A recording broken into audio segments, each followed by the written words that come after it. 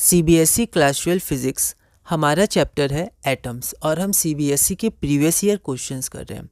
इस वीडियो में हम लोग एक क्वेश्चन करेंगे, क्वेश्चन नंबर 22, और अगली वीडियो में क्वेश्चन नंबर 23 से कंटिन्यू करेंगे। क्वेश्चन नंबर 22 क्या है? Right shortcomings of Rutherford atomic model. तो रदरफोर्ड का जो एटॉमिक मॉडल था उसके आपको शॉर्टकमिंग्स या ड्रॉबैक्स लिखने हैं and explain how these were overcome by the postulates of Bohr's atomic model. और ये बोर्स एटॉमिक मॉडल के पोस्टुलेट से कैसे ओवरकम किए गए थे। ये क्वेश्चन दिल्ली 2020 में 2 मार्क्स का पूछा गया था। एक बार आप इस क्वेश्चन को ट्राई करिए, फिर हम लोग आगे बढ़ते हैं। तो यहाँ पर जो मॉडल था रदरफोर्ड मॉडल, उसमें बताया गया था कि हमारा जो न्यूक्लियस है एटम का वो बीचों बीच है, उसमें पॉजिटिव चार्ज है, ठीक है। तो उसमें कुछ कुछ चीज़ें थी जो वो मॉडल एक्सप्लेन नहीं कर पा रहा था। तो एनसीईआरटी में अगर आप पढ़िएगा तो उसमें लिखा हुआ था जो नील्स बोर थे उन्होंने रदरफोर्ड की लेबोरेटरी में कुछ महीने तक स्टडी किया था, ठीक है। और स्टडी में फिर उन्होंने ये वो कन्विंस हो गए थे कि जो रदरफोर्ड का मॉडल है जो बता रहा है वो सही है, ठीक है। लेकिन उनको भी पता था कुछ कुछ दिक्कतें हैं इसमें, तो उन्होंने क्या किया, कुछ मॉडिफिकेशंस किया जिससे जो रदरफोर्ड मॉडल में कुछ शॉर्टकमिंग्स थे वो क्या हो गए, ठीक हो गए, ठीक है। तो उन्होंने कुछ मॉडिफिकेशंस किया था। तो यही क्वेश्चन है कि रदरफोर्ड मॉडल्स में जो ड्रॉबैक्स या मॉडिफिकेशन शॉर्टकमिंग्स था उसको बोर्ड पोस्टुलेट ने कैसे मॉडिफाई किया, ठीक है, उन्होंने कैसे उसको ओवरकम किया। क्वेश्चन 2 मार्क्स का है, तो बेसिकली इसमें मैंने एक ही लिखा है, पर फिर एक हम लोग थोड़ा और डिस्कस करेंगे। तो इसमें एक शॉर्टकमिंग के बारे में मैंने लिखा है, तो देखते हैं। According to Rutherford's model atom revolve around the nucleus in circular path, ठीक है।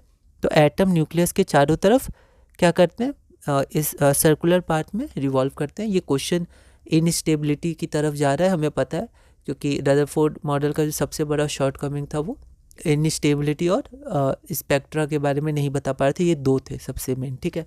तो यहाँ पर ये क्वेश्चन पूछा भी गया है बोर्ड में कि रदरफोर्ड मॉडल कैसे एक्सप्लेन नहीं कर पाता है स्टेबिलिटी।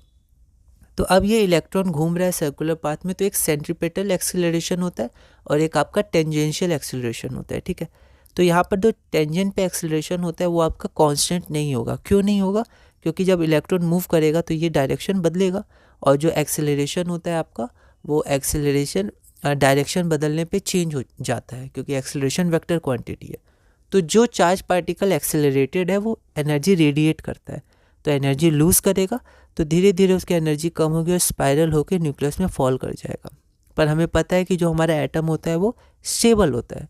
तो according to Rutherford's model electron revolve around the nucleus in circular path due to acceleration of electron, जो यहाँ चार्ज पार्टिकल है, it should radiate energy and due to loss of energy, energy बाहर निकल रही है उसमें से, तो लॉस हो रहा है एनर्जी का, and due to loss of energy should eventually या इट शुड इवेंचुअली, इलेक्ट्रॉन के बारे में बात हो रही है, should eventually fall in the nucleus, but this does not happen. हमें पता है कि ये हैपन नहीं होता है, और नेचर में हमें पता है कि एटम स्टेबल होता है। Hence the shortcoming of Rutherford's model was that it could not explain the stability of the atom. Bohr modified the model by proposing that an electron in an atom could revolve around the nucleus in certain stable orbits without the emission of radiant energy, ठीक है। तो bore ने क्या किया, उन्होंने बोला कि जो रदरफोर्ड में माना गया था कि ऑर्बिट्स में इलेक्ट्रॉन रिवॉल्व करते हैं, ठीक है, तो वो हर ऑर्बिट में रिवॉल्व नहीं करते हैं। ऐसे करके उन्होंने बोला था कि वो जो ऑर्बिट में इलेक्ट्रॉन रिवॉल्व कर रहा है वो हर ऑर्बिट नहीं हो सकता है, कुछ स्पेशल ऑर्बिट्स ही होंगे जिनमें वो रिवॉल्व करेगा, और जब वो उन ऑर्बिट्स में रिवॉल्व करेंगे तब वो इलेक्ट्रॉन जो है वो एनर्जी को रेडिएट नहीं करेगा, ठीक है। वो आराम से रिवॉल्व कर सकता है, फिर वो एनर्जी को रेडिएट नहीं करेगा। तो यहाँ पर वो कुछ स्टेबल ऑर्बिट्स में बिना एनर्जी को रेडिएट करे रिवॉल्व कर सकता है, ठीक है। अब इसमें कोई वेल डिफाइंड तो आंसर नहीं था कि ऐसा क्यों, क्योंकि अभी भी प्रिंसिपल वायलेट हो रहा है, पर उन्होंने बोला था कि फिर भी अगर वो स्टेबल ऑर्बिट में है तो फिर वो रेडिएट नहीं करेगा, ठीक है। और वो ऑर्बिट क्या होता है, तो वो इंटीग्रल मल्टीपल ऑफ h/2π होता है, लीनियर मोमेंटम, ठीक है। तो यहाँ पर उन्होंने ये प्रपोज किया था। तो ये हमारा फर्स्ट पोस्टुलेट था कि कुछ स्टेबल ऑर्बिट्स मानी गई थी जिसमें वो एनर्जी रेडिएट नहीं करेगा, और एनर्जी रेडिएट नहीं करेगा तो वो इलेक्ट्रॉन न्यूक्लियस के चारों तरफ मूव कर सकता है और वो मूव करता रहेगा, ठीक है। तो ये एक शॉर्टकमिंग जो थी उसको ओवरकम किया गया था। क्वेश्चन में अगर हम लिखते हैं तो शॉर्ट कमिंग्स है, ठीक है। एक और है, तो एक और मैंने यहाँ लिखा नहीं है, जैसे अब क्वेश्चन 23 आ जाएगा, पर एक और आप चाहें तो लिख सकते हैं और आप इसको देख भी लीजिएगा अलग अलग जगह से इस क्वेश्चन को कि वहाँ पर और क्या शॉर्ट कमिंग्स दी हुई हैं। एक शॉर्ट कमिंग ये हो सकती है कि जो एटॉमिक लाइन स्पेक्ट्रा था उसको रदरफोर्ड मॉडल ने एक्सप्लेन नहीं किया था। बोर्स मॉडल ने उसको एक्सप्लेन किया, लेकिन हाइड्रोजन और हाइड्रोजन लाइक स्पीसीज़ के लिए। उसके बाद वो बहुत कॉम्प्लेक्स हो जाता है जब Z की वैल्यू 2, 3, 4 ऐसे बढ़ने लगती है, ठीक है। तो उन्होंने कहा था थर्ड पोस्टुलेट में, तो बोर्ड ने कहा था कि जब इलेक्ट्रॉन एक हायर ऑर्बिट से लोअर ऑर्बिट में ट्रांजिट होता है, तो जब एक इलेक्ट्रॉन हायर ऑर्बिट से लोअर ऑर्बिट में ट्रांजिशन करता है तो वो क्या करेगा, फोटोन मतलब hν, ठीक है, तो रेडिएशन एमिट करता है। तो ये स्पेक्ट्रल लाइन के लिए, मतलब ये स्पेक्ट्रल लाइन बनते हैं जब वो रेडिएशन एमिट करेगा तो फिक्स फ्रीक्वेंसी और वेवलेंथ होगा, तो ऐसे स्पेक्ट्रल लाइन का फॉर्मेशन होता है। पर ये स्पेसिफिकली हाइड्रोजन और हाइड्रोजन लाइक स्पीसीज़ के लिए था, लेकिन ऐसा कोई भी बात नहीं की गई थी रदरफोर्ड मॉडल में। वो बेसिकली सिर्फ न्यूक्लियस के बारे में बिल्कुल करेक्ट इन्फॉर्मेशन देता था, ठीक है, लेकिन जो ट्रांजिशन था और फिर स्पेक्ट्रल लाइन का फॉर्मेशन था, ये बातें उसमें नहीं की गई थी। तो एक थर्ड पोस्टुलेट से बोर्ड ने कुछ इसके बारे में बताया, लेकिन आगे जाके उन्होंने इसको पूरी तरह जनरलाइज नहीं हुआ हर एटम्स के लिए। ये हाइड्रोजन एटम और हाइड्रोजन लाइक स्पीसीज़ के लिए एक्यूरेट बैठा, लेकिन औरों के लिए ये नहीं बैठ पाया, ठीक है।